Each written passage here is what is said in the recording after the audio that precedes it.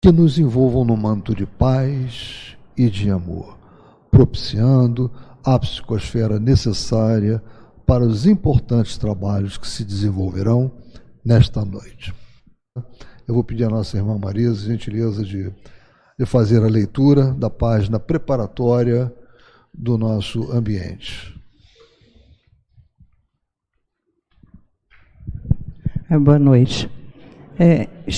O Dionísio esqueceu de falar, mas ontem achamos que foi ontem, alguém perdeu um relógio. Aqui, está comigo, tá? Se souber quem foi, avisar, o relógio está comigo, é só me procurar na livraria. Presença Espírita, do livro Caminho Espírita, pelo Espírito Albino Teixeira, numa psicografia de Chico Xavier. O espírito que entende a doutrina, que aceita, ergue-se de manhã quando o dia flameja. Ora e agradece a Deus o privilégio santo de poder trabalhar no corpo a que se acolhe. Se ouvir mal, falo bem. Ajusta seu dever cumprindo a obrigação que a vida lhe assinala. Na rua, estende as mãos que auxilia em amparo fraterno. Em casa, forma a paz que auxilia e constrói. Prejudicado esquece, ofendido perdoa. Não discute, realiza. E nem pergunta, serve. Não censura, abençoa, nem condena, restaura. Desce para ajudar, sem tisnar-se na sombra.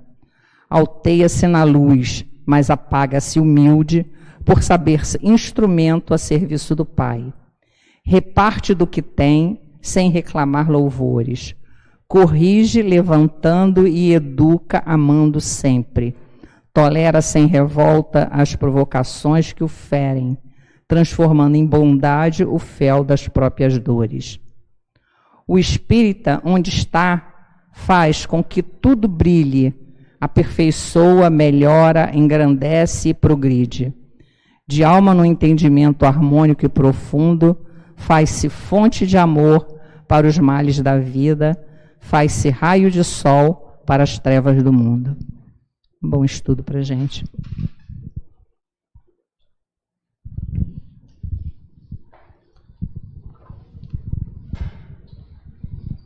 Bem, meus irmãos, agora nós vamos prestar a máxima atenção à nossa irmã Regina Célia. Ela é do Centro Espírita Lar de José, que fica no Tauá, lá na Ilha do Governador. Ela exerce o cargo de vice-presidente e existe também a governança. Esse Centro Espírita ele faz a governança de uma outra organização espírita, que é o Centro Espírita Luz da Primavera, que fica no Jardim Primavera, em Duque de Caxias. Então, essa casa espírita ela também pode ser acessada, né, pelo Instagram, @lardejoserj, para quem desejar conhecer mais. Nossa irmã está vindo pela primeira vez à nossa casa, espero que seja a primeira de muitas, que ela seja muito inspirada nesta noite.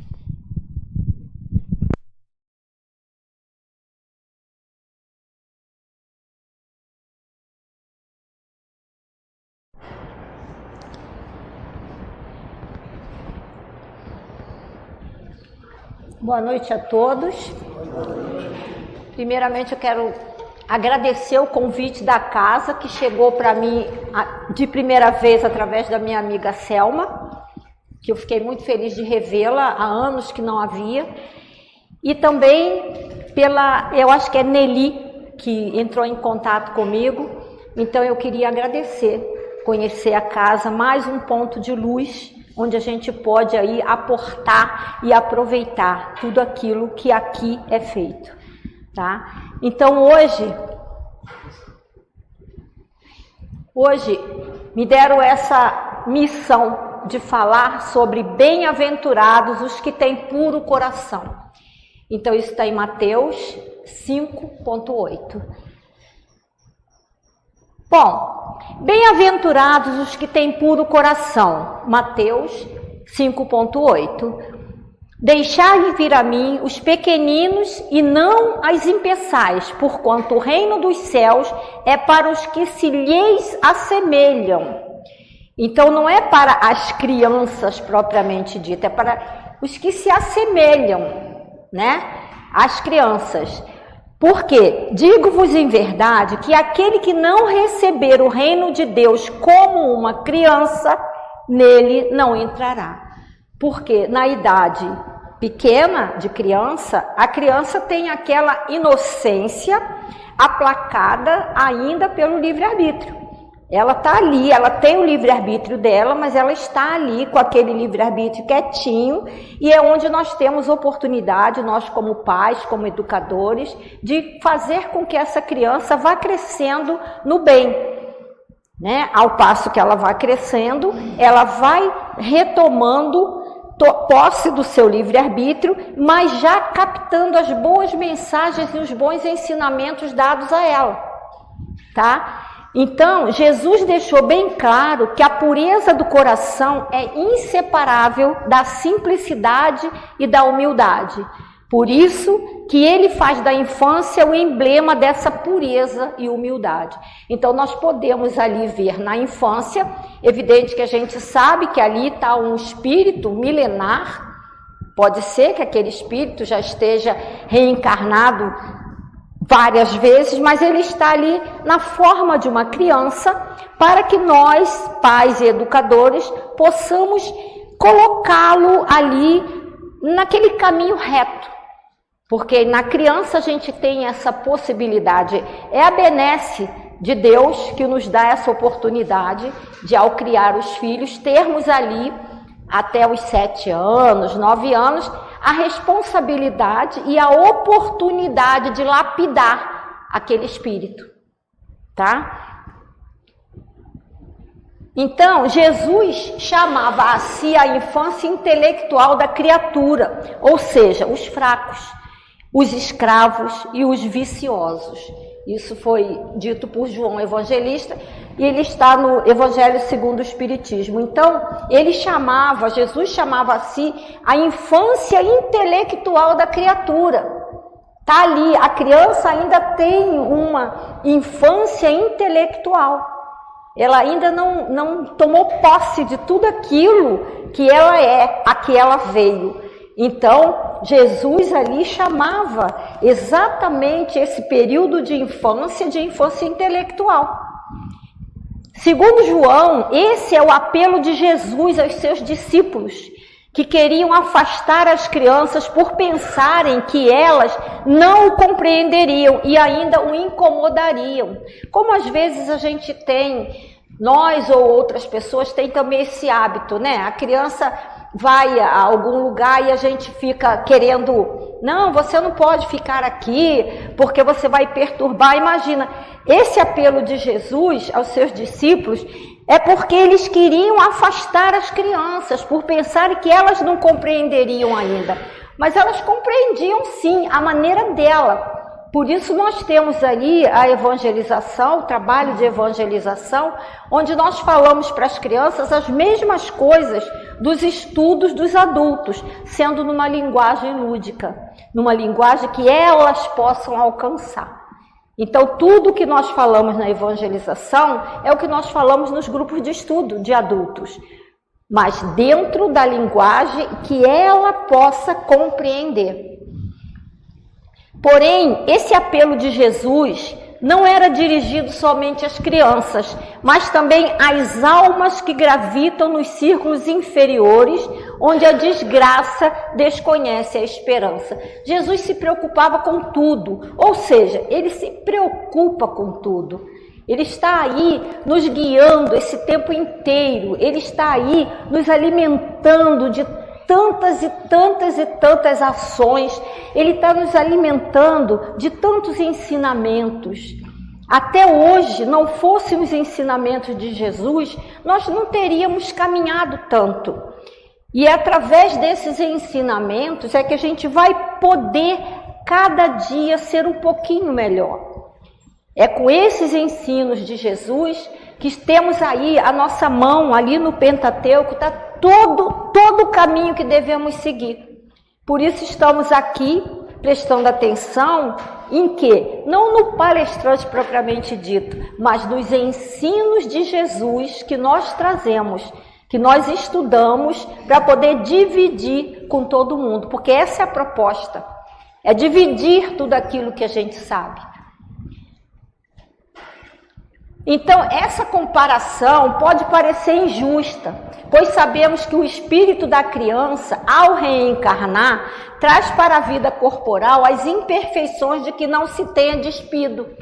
Essa comparação pode parecer injusta, como eu falei, a criança, ao reencarnar, ela traz toda a sua bagagem, todo o seu passado, mas que está ali em estado latente. Suas imperfeições estão ali. Ela só vai começar a colocar isso para fora na medida em que ela vai crescendo, em que ela vai tendo uma idade cronológica.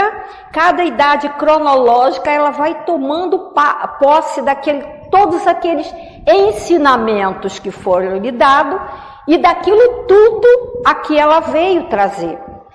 Por isso a gente cria os filhos iguais, todos os filhos são criados da mesma forma, na mesma escola, mas nem todos vão seguir caminhos iguais.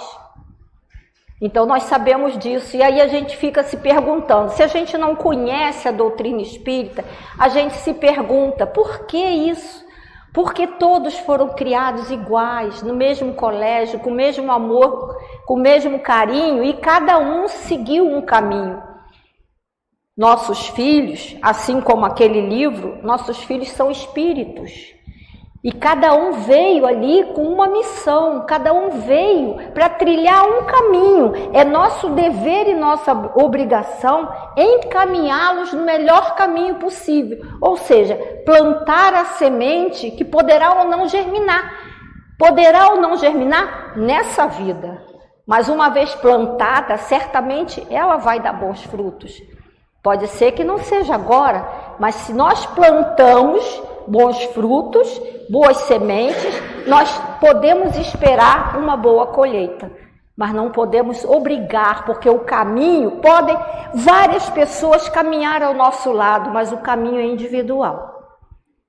São as companhias que vão ao nosso lado, mas cada uma trilhando o seu caminho.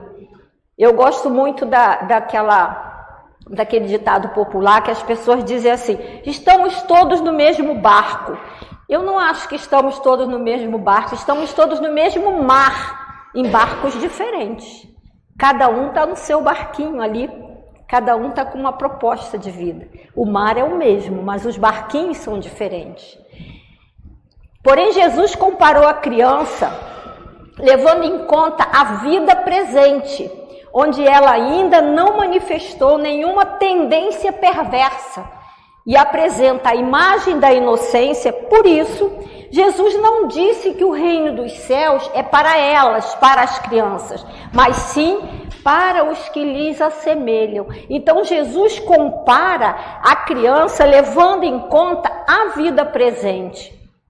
Porque você não sabe, você recebeu um filho, você vai criá-lo da melhor maneira, mas você não sabe o que ele será lá adiante. Você está dando ali bons ensinamentos, você está ali plantando boas sementes, mas você não sabe o que ele será lá na frente, até porque o caminho é dele.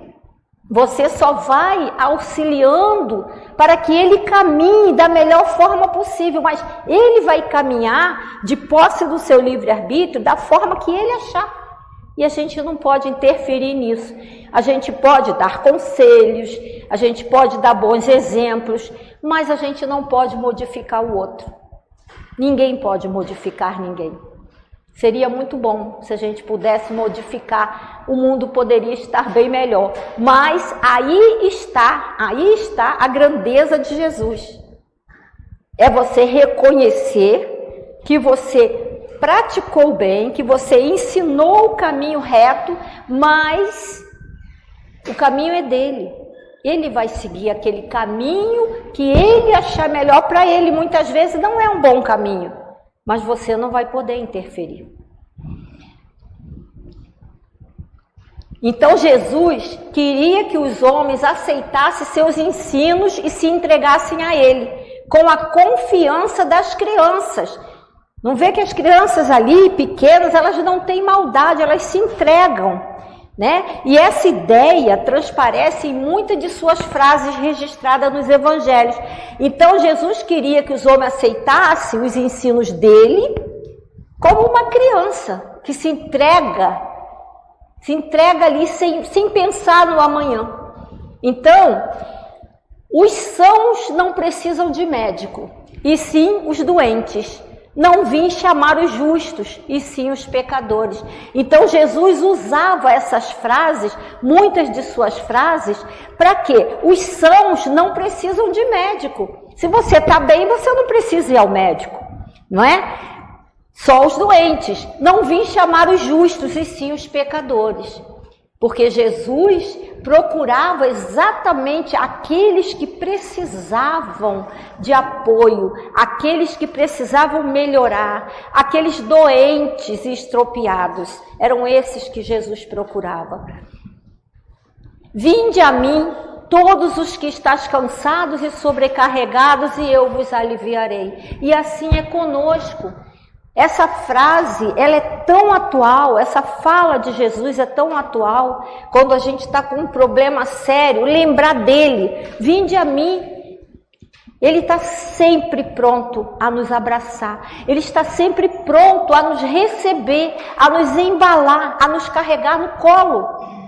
Ele está sempre a fazer isso, mas nem sempre nós o procuramos, muito pelo contrário.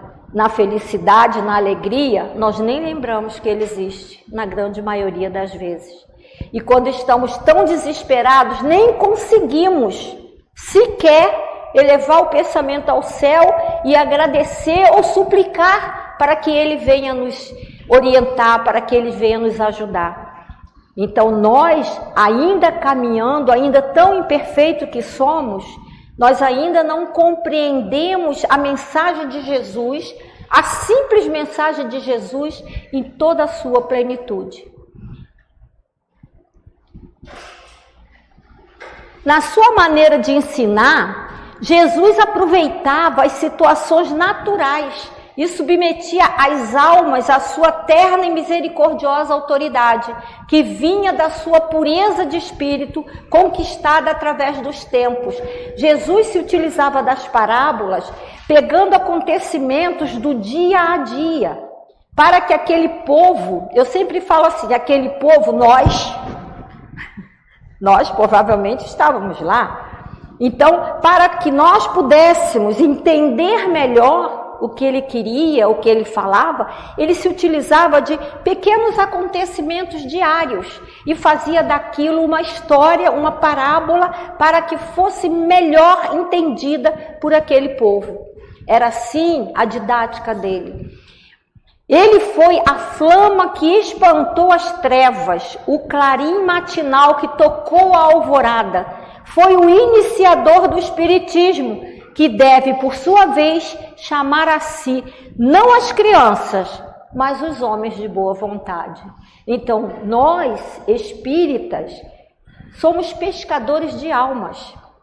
Todos nós que aceitamos Jesus, conhecemos Jesus, somos pescadores de almas. E devemos aproveitar toda e qualquer oportunidade que se fizer presente à nossa frente para evangelizar. Não perturbar nem impor a nossa autoridade ou impor que a pessoa acredite naquilo, mas evangelizar, falar de Jesus.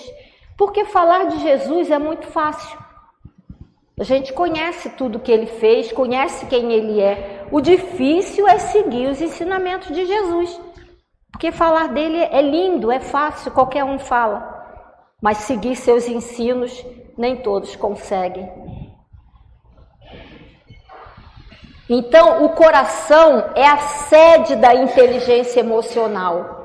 Não o coração físico, mas a atitude de espírito ligada aos sentimentos nobres que elevam a alma a Deus. Então o coração é a sede emocional, mas não esse coração que bate aqui no meu peito. É o coração da bondade, é o coração da justiça, é aquele coração que tem que ter atitudes em momentos que tem que ter atitudes. É o sim, sim, não, não. É isso que Jesus nos ensinou, é isso que Ele quer de nós. Coração, no significado original da cultura semita, que são os hebreus, assírios, arameus, fenícios e árabes, servia para designar o conjunto de nossas faculdades interiores, a razão e a consciência, como também as tendências afetivas e a vontade, assim como pureza não tinha o sentido de imaculado, como hoje tem, mas correspondia à ideia de sem mistura, sem divisão, sem alteração. Isso é que era entendido como se fosse pureza, não como a pureza que nós hoje conhecemos, porque as palavras vieram tomando significados diferentes à medida que o tempo foi passando. E as traduções também dos livros foram ali modificando muitas coisas. O Sócrates, por exemplo, ele dizia que ele tinha um daimon que o aconselhava para o bem. Daimon, traduzido, seria demônio. Demônio para nós hoje não é o que era antigamente. Ele tratava o daimon como um bom espírito que trazia ali as mensagens para que ele, Sócrates, pudesse auxiliar o povo. Então, as palavras vão mudando de significado à medida em que o povo vai evoluindo, à medida que vai se fazendo traduções de idiomas, né, de um idioma para outro, vão colocando ali novas palavras que hoje em dia já não tem mais o mesmo sentido que tinha antigamente. Então, a pureza de coração é a manifestação da essência divina em nós. Isso é que é a pureza de coração. Essa essência é a manifestação da essência divina em nós, daquilo que possuímos de bom e que merece ser colocado em local que possa iluminar a todos, inclusive a nós próprios. Então, isso é que é a pureza de coração. Essa manifestação é a essência divina em nós, é a centelha divina em nós. Isso é a pureza de coração. Quando nós falamos da pureza de coração, não estamos falando desse coração que bate no nosso peito, mas sim dessa manifestação divina que nós temos, essa essência divina, essa centelha divina que todos nós temos. O que sai da boca vem do coração. E é isso que contamina o homem, porque do coração procedem maus desígnios. Então, a gente não tem que se preocupar com o que entra pela boca, mas sim com o que sai da nossa boca, porque o que sai da nossa boca vem de dentro, vem da nossa essência divina. Então, o que sai da nossa boca vai mostrando quem a gente é. Então, naquele momento, você pode saber exatamente quem é aquela pessoa, de acordo com o que sai da sua boca. Então não devemos nos preocupar com o que entra na boca, a não ser se a gente comer demais, passar mal, né? Comer uma feijoada com bastante linguiça, aí você vai passar mal. Mas o verdadeiro exemplo é aquele que sai da nossa boca, porque aquilo vem de nós, da nossa essência, da nossa pureza de espírito. Bom, João, o evangelista, ainda nos deixa a seguinte mensagem: eu vos digo em verdade, a manifestação espírita se eleva no horizonte, e eis aqui seu enviado, que vai resplandecer como o sol sobre o cume dos montes. Então João disse que a manifestação espírita se eleva no horizonte, né? E eis aqui seu enviado, Jesus, a resplandecer como o sol sobre o cume dos montes. Lindo isso que ele falou. E o Espiritismo, ele conclama a fé raciocinada, a que pode enfrentar a razão face a face, em todas as épocas da humanidade, e satisfaz plenamente as exigências da inteligência do homem atual, que quer crer apenas naquilo que compreende. Então, a doutrina espírita, ela nos dá o caminho, mas ela não faz com que eu caminhe. Então, eu tenho que compreender a sua mensagem. Nós, hoje, homem inteligente, nós queremos crer naquilo que a gente compreende. Não adianta você obrigar alguém a acreditar em algo se a pessoa não entende, não compreende aquilo que está sendo falado. Então, nós temos que, para crer, compreender. Por isso que é uma fé raciocinada que a doutrina espírita prega. Porque a fé cega nos leva a muitos desgostos, a muitas decepções, quando a gente coloca uma fé sem nenhuma base. Então essa fé, muitas vezes, vai acabar de que forma? Vai acabar nos colocando assim, muitas vezes em situações ruins.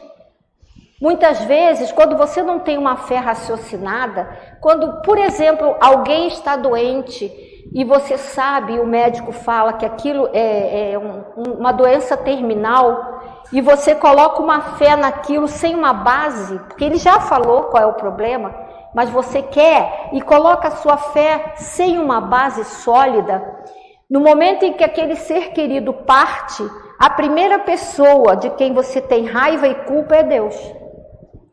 Porque você colocou ali uma fé não raciocinada.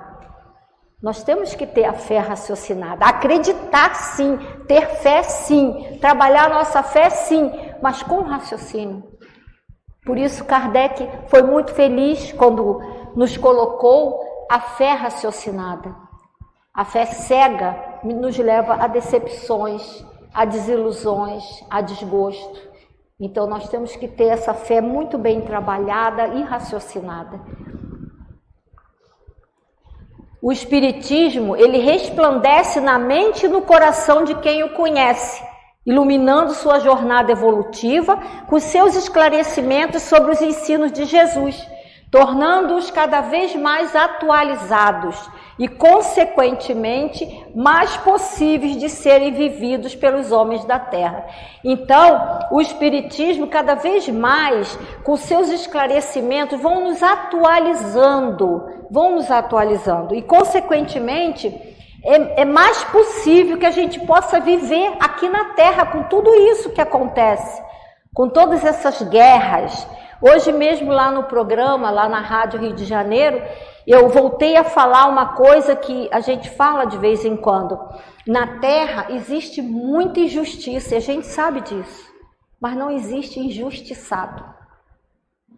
Não existe injustiçado. Injustiça sim, mas injustiçado não. Por quê? Joana de Ângelo nos fala, o homem herdeiro de si mesmo. Então, nós herdamos aquilo que somos e que fizemos. Essa é a nossa herança.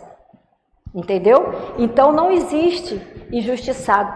E tem outra também que a gente costuma falar lá no programa, não existe sofredor inocente para a justiça divina. Não existe. Se você está sofrendo, você é responsável por aquele sofrimento. Então, não existe sofredor inocente para a justiça divina. Mas isso a gente só vai poder compreender, a gente só vai poder entender estudando as obras da doutrina espírita.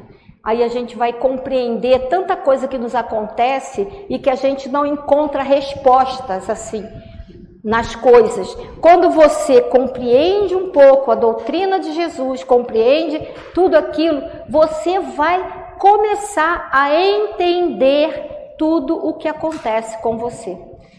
Você vai entendendo, porque você vai puxando, vai linkando uma coisa na outra e você consegue entender. E quando você entende, o sofrimento diminui, porque você sabe por quê. Então, se você sabe por quê, você tem ali a ferramenta para você trabalhar aquilo, quando você conhece, tá? Quando estudamos a Boa Nova, trazendo seus ensinos para o nosso cotidiano, mais cresce em nós a gratidão e o amor a Jesus e a todos os espíritos que trabalham em benefício da humanidade. Então, quanto mais nós estudamos a Boa Nova, mais cresce dentro de nós a gratidão e o amor a Jesus por tanta coisa que Ele nos ensinou, nos ensina até hoje. Então, esses espíritos que nos acompanham e nos acompanham aqueles a quem nós atraímos, né? Se eu atraio um espírito bom, ele vai me acompanhar. Da mesma forma, os meus pensamentos podem atrair outros irmãos ainda que não conhecem muito bem Jesus. Eu não gosto de dizer infelizes, mas não conhecem muito bem Jesus. Então, esse vai nos atrapalhar. Então, quanto mais nós conhecemos Jesus, mais nós temos que ter gratidão a Ele e mais atrair. Porque Paulo falou que nós somos o tempo inteiro acompanhados de uma nuvem de testemunhas invisíveis. Então, não existe crime perfeito, não existe ninguém tá vendo o que você não está fazendo. Está vendo sim. São testemunhas invisíveis que estão ali do nosso lado todo o tempo. Então, tornar puro o coração é retirar o fardo das culpas que impedem uma saída para a percepção do amor como força nutridora da vida. Ou seja, tornar puro o coração é retirar o fardo de coisas passadas, de coisas ruins, porque o passado, ele deve servir de lição e não de prisão. Porque se você usa o seu passado para ser uma prisão, você não vai largar dele nunca e você não vai para frente. Então o passado, aí tem uma frase que eu gosto também, quando o passado ligar para você, atenda e diga que você não está mais lá. Passou. Então o passado não pode nos prender. Ele pode nos trazer ensinamentos, mas não nos prender. Porque se ele nos prende, nós não caminhamos. Isso daí está num livro do Adenauer de Novaes, Psicologia do Evangelho. Muito bom esse livro. A purificação é uma limpeza, uma retirada de impurezas daquilo que impede a verdadeira manifestação do Espírito. Ali está a purificação e a limpeza de tudo aquilo que nós temos, quer dizer, é uma impureza que nós temos no espírito e que nós temos que ir trabalhando. É como um copo de água que tem ali uma impureza e você vai enchendo o copo, enchendo, uma hora o copo vai derramar e vai sair toda aquela impureza. É assim que nós temos que agir. É tirar de dentro de nós tudo aquilo que ainda nos impede de caminhar, tudo aquilo que ainda está ali atrelado a um passado que muitas vezes a gente não quer largar. Chico foi muito feliz quando disse, embora não podemos, mudar o passado, podemos fazer um novo futuro. Em outras palavras, é isso. A gente não pode mudar o que está feito lá atrás, mas a gente pode mudar o nosso futuro e fazer coisa melhor. Esse pensamento também está nesse livro, Psicologia do Evangelho. Bom, a mente é dínamo gerador de energia de difícil catalogação, porque nós não conseguimos ficar com a mente vazia hora nenhuma. Hora nenhuma. O Divaldo Franco falou que uma vez ele foi levado a um lugar onde a Joana de Ângeles, ele foi desdobrado, onde a Joana de Ângeles pediu a ele, esvazia a sua mente. E ele não conseguiu esvaziar a mente, porque você não consegue esvaziar. O pensamento é um dínamo, é um tempo inteiro você está pensando. E olha a nossa responsabilidade em manter os nossos pensamentos bons. Então, ele é um dínamo gerador de energia de difícil catalogação, que se expressa automaticamente conforme o conteúdo emocional de que se reveste. Então, nossa mente, ela vai se expressar a forma que nós estamos pensando. E não dá tempo, é uma coisa rápida. Muitas vezes você toma atitudes ruins num momento assim que você é pego de surpresa pelos seus pensamentos. Você não raciocina. E aí depois, quando você faz, às vezes, alguma coisa errada, aí você vai lá, pede desculpa que naquele momento eu não consegui raciocinar. Porque é muito pensamento junto o tempo inteiro, não se consegue catalogar nossos pensamentos. Não tem como catalogar. Então, isso foi a Joana de Ângeles que falou no livro Dias Gloriosos, de Divaldo Franco. O pensamento, ele pode ser perigoso se colocado em ação, porque sabe lá o que eu estou pensando? Se eu coloco ele em ação e eu não estou pensando boa coisa, ele vai ser perigoso. Porém, Deus leva em conta as gradações na responsabilidade dos atos e pensamentos do homem. Então, nós seremos, aspas, julgados de acordo com nossos pensamentos, levando em conta toda a nossa vida. Não é porque eu tive um pensamento ruim, eu vou ser julgada e vão me mandar lá para o inferno. Não é assim que funciona. Então, nós somos julgados por aquilo que pensamos, mas tudo é colocado ali na mesa. Tudo é catalogado, tudo é julgado. Nós não somos assim, condenados. Por isso, a doutrina espírita matou a morte e acabou com o inferno. Porque todos nós temos oportunidades várias de mudarmos, melhorarmos e caminharmos mais adiante. Então, todos nós temos essa possibilidade. Então, daí a nossa responsabilidade em pensar, em agir, em colocar em funcionamento o nosso pensamento. Os pensamentos emitidos atraem ou sintonizam outros semelhantes das mesmas faixas de ondas mentais, por onde transitam as aspirações e os estados psíquicos de toda a humanidade. Então, imagina você, os pensamentos emitidos, eles atraem, eles sintonizam outros pensamentos naquele momento que são semelhantes. Então, eles vão atraindo, eles vão se conectando àqueles outros pensamentos que estão nas mesmas faixas vibratórias que você. Então, se você está ali com um pensamento que não é muito bom, aqueles amiguinhos, aquelas testemunhas invisíveis que estão aos nossos lados, eles vão estar sintonizados com o tipo de pensamento que eu estou ali emitindo. E aí se aproximam de nós. Daí a importância de nós vigiarmos e orarmos o tempo inteiro, para que sejamos responsáveis por aquilo que pensamos. Também da Joana de Ângeles no CD Episódios Diários. Emoções geram pensamentos, e o pensamento é energia irradiante, que quando espalhado na terra, pode nos prender naturalmente ao chão. Porém, quando elevado para o alto, poderemos conquistar a espiritualidade sublime. Olha a nossa responsabilidade quanto ao nosso pensamento. Essas emoções geram pensamento. E, quando espalhado na terra, pode nos prender ao chão. Não sei, se naquele momento estivermos com um pensamento muito ruim, aquilo pode nos derrubar.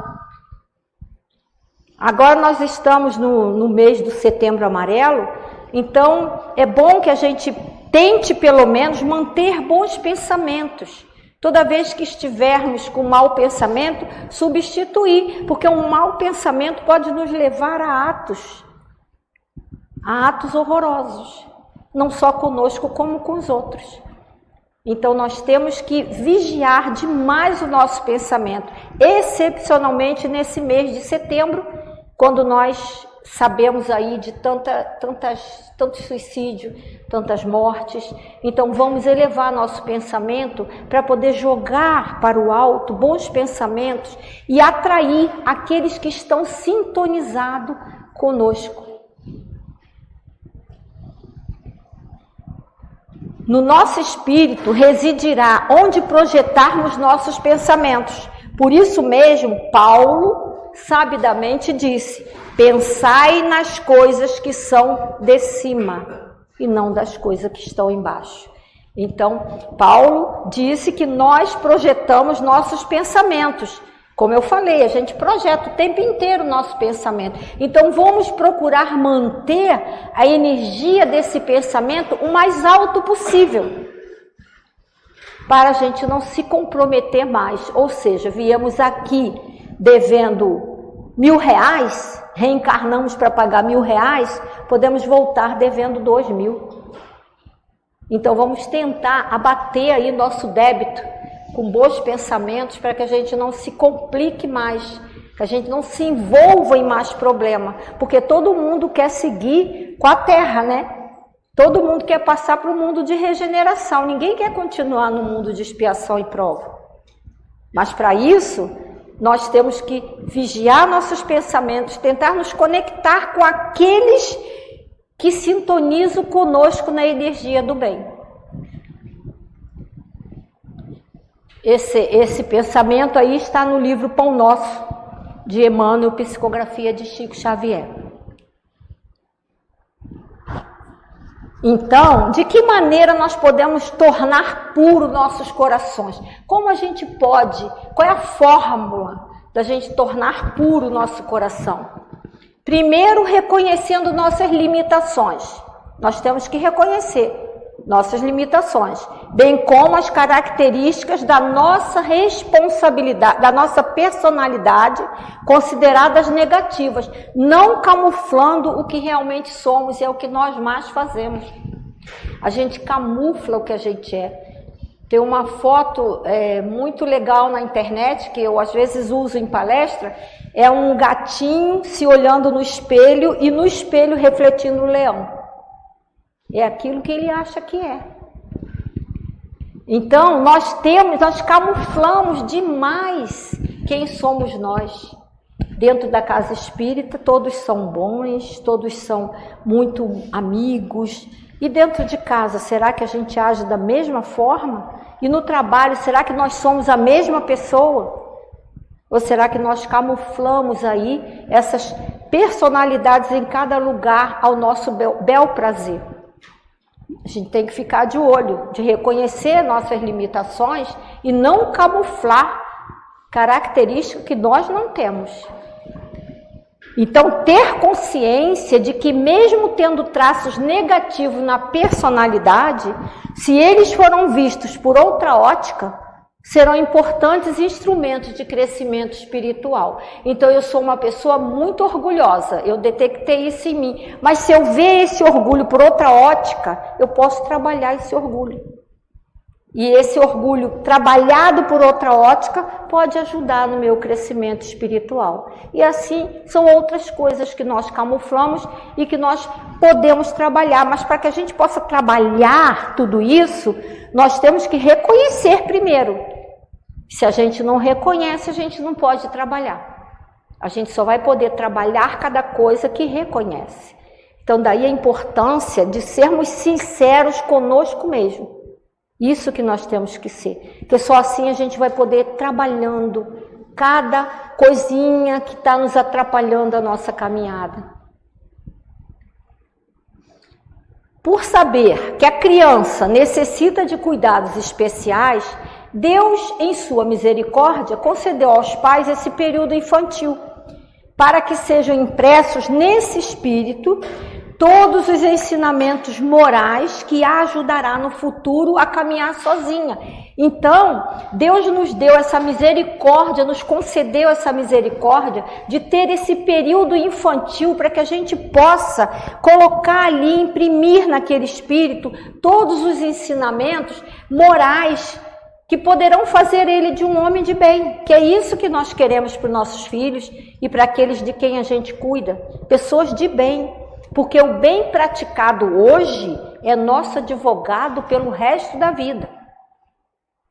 Então, o bem é muito importante. Então, nós temos aí essa benesse de estar ali com uma criança num estado infantil, para que a gente possa imprimir nele todos os ensinamentos morais. Essa é a razão porque, ao se aproximar a encarnação, o espírito entra em perturbação e perde pouco a pouco, a consciência de si mesmo, para que tenha um novo ponto de partida e esqueça em sua nova existência tudo aquilo que possa atrasar sua evolução, sustentado pela intuição que conserva das experiências adquiridas. Então, olha só, quando vai se aproximando a nossa reencarnação ou encarnação, o que acontece? Existe um período de perturbação. E aí, aquele espírito que vai reencarnar, ele vai perdendo pouco a pouco a consciência de si mesmo, para que ele possa, ao reencarnar, começar do zero. Ele vai ter ali a seu favor intuições que vão ajudando ele a caminhar. Mas imagina você se uma mãe lembrasse que aquele filho que ela tanto ama hoje, no passado foi um seu algoz. Então o esquecimento é necessário para que a gente possa se amar, todos se amar, independente do que fomos ou do que fizemos um com o outro, lá no passado. Então a gente começa do zero, para que a gente possa ter essas oportunidades de melhoria. Nos primeiros anos, o espírito é verdadeiramente criança, vestindo temporariamente a túnica da inocência, pois suas ideias, que formam o seu caráter, ainda estão adormecidas e tomam impulso gradualmente à medida que os órgãos se desenvolvem, e ele é mais maleável às impressões, capazes de modificar a sua natureza, tornando mais fácil a tarefa dos pais. Então, ali nós temos mais facilidade em imprimir todo aquele ensinamento moral àquela criança que ainda não formou ali o seu caráter.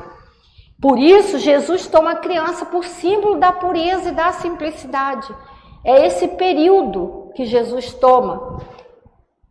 O puro coração é todo aquilo que nós temos aqui dentro de nós, toda aquela bondade que nós temos aqui dentro de nós e que temos que trabalhar e que temos que imprimir naquele espírito que foi dado ali para nós cuidarmos. Nós somos responsáveis por eles, para que não nos faça aquela pergunta: que fizeste dos filhos que te confiei? Olha que pergunta horrível que vão fazer para a gente depois.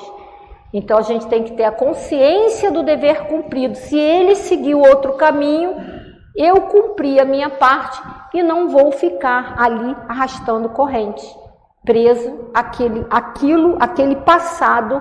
Nós vamos deixar muito triste, às vezes muito chorosos, vendo ali um filho nosso caminhar por um caminho que a gente sabe que não é bom, mas com a consciência do dever cumprido, certamente nós teremos ali a recompensa de ter cumprido o nosso papel. É bom lembrar que a verdadeira pureza não está somente nos atos, mas também no pensamento, porque aquele que tem puro coração nem sequer pensa no mal. Olha só.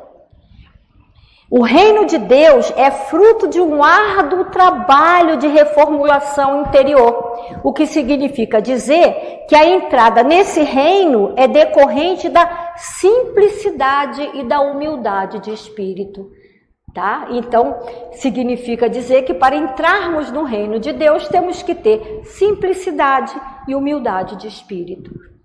Porém, não basta ter a aparência de pureza, é preciso ter a pureza do coração. E a criança é um símbolo de inocência e pureza de coração, que deve ser o principal alvo daquele que quer se elevar espiritualmente. Tá? De fato, nossa vida fica mais leve e saborosa quando vivemos intensamente cada dia na confiança de que temos um Deus que nos protege, nos cuida como um pai e provê o necessário para a nossa felicidade. Basta confiar no seu amor e acreditar que a cada manhã Ele tem o melhor para nós. Seja hoje como uma criança que vive incessantemente, intensamente, com confiança no amor do Pai. Isso aí está num livro desse meu grande amigo, Padre Valmir. Ele é um padre espiritualizado demais. Eu levei ele até para fazer palestra em casa espírita. E aí, lá na casa espírita, eu falei para ele: padre, eu posso te falar uma coisa? E ele fala assim: pelo amor de Deus, o que você vai me falar? Eu falei: você é o padre mais espírita que eu conheço. Mais espírita. Ele é ótimo. Pena que agora ele foi transferido, ele agora está em Santa Catarina, não, agora ele está no Espírito Santo. Mas ele é um padre totalmente mente aberta, totalmente sabendo de tudo aquilo, e ele fez a palestra maravilhosamente bem, respeitando tudo, porque ele disse o seguinte: Deus é um só, Jesus é um só, repetindo o que Chico disse. Chico Xavier, todos vão receber o seu pagamento na espiritualidade, cada um num guichê diferente. Então os guichês são as religiões que não foram criadas por Deus, foram criadas pelos homens, por isso não são perfeitas, tá? Deixa eu ver se agora que vem aí A mente se enriquece com aquilo que recebe, o coração com aquilo que dá. Vitor Hugo. Porque onde estiver o vosso tesouro, ali estará também o vosso coração. Jesus. A única felicidade, a única harmonia possível nesse mundo não é realizável senão na união pelo pensamento e pelo coração. Leon Denis. Então essas são as frases de efeito que a gente deve pensar bastante, refletir bastante e tentar com todo o nosso esforço seguir os passos do mestre. Eu trouxe um videozinho, vamos ver se vai passar direto, né, agora. Como é que passa? Eu não sei como é que passa. Eu apertei 2 vezes?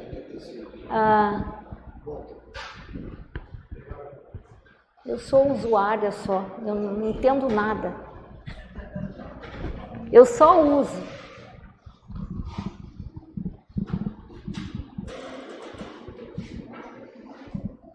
É um videozinho pequeno, tá? Porque eu já falei pra caramba, né?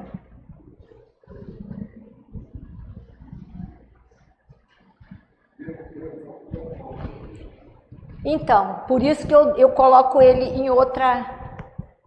Eu tenho ele no meu pendrive.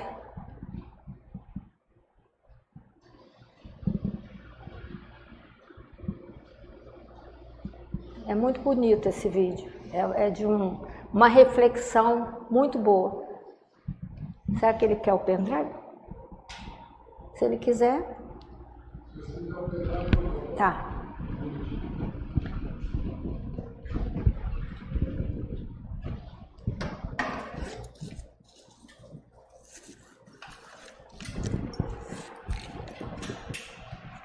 Tá em mensagens. Por isso que eu não gosto de tirar do pendrive.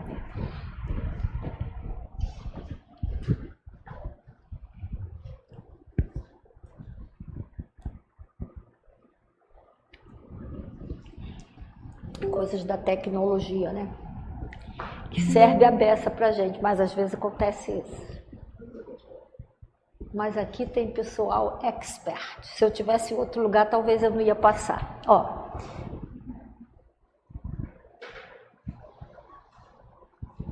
I'm sorry. Can I return the cake, please? Sure, yes. I want the cake, please. I won't ask for anything else. Next time, okay? When we can afford it? Last time you said that.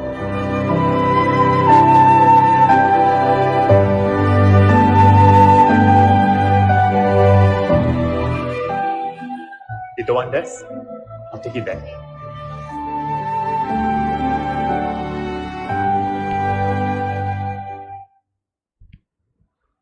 Hey. Hello, this is for you. No, we cannot accept it. Would you please? There's no reason for you to buy the cake for us. Well, when I was 7, my mother wanted to buy me a cake. Mommy, I decide. But at the counter, we didn't have enough.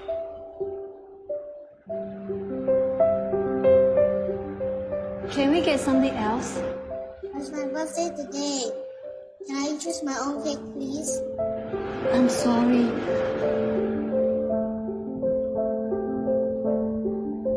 Then, there's this man. I've never met him before.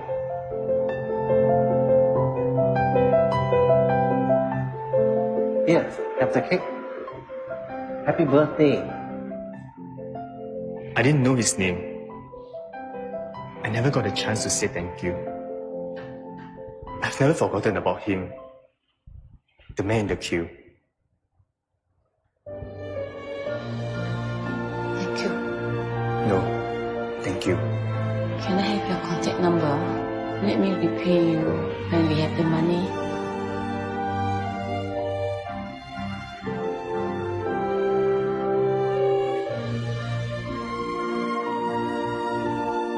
Promise me something, okay? Someday, when you're able to help somebody, you will do it? May I know your name, mister? Well, I'm the man in the queue.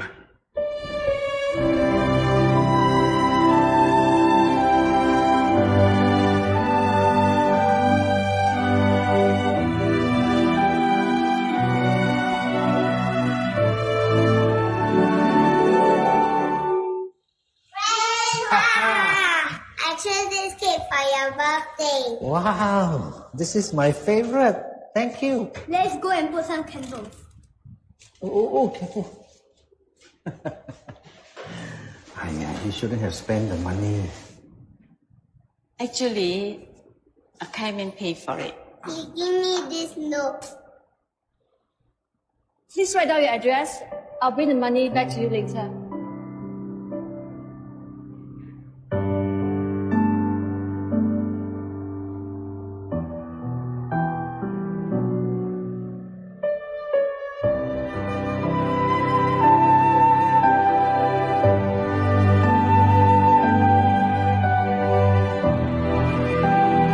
A simple act of caring creates an endless ripple.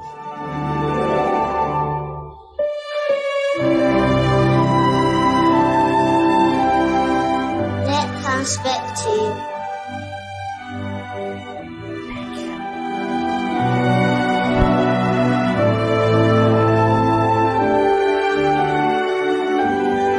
Happy birthday to you. Happy birthday.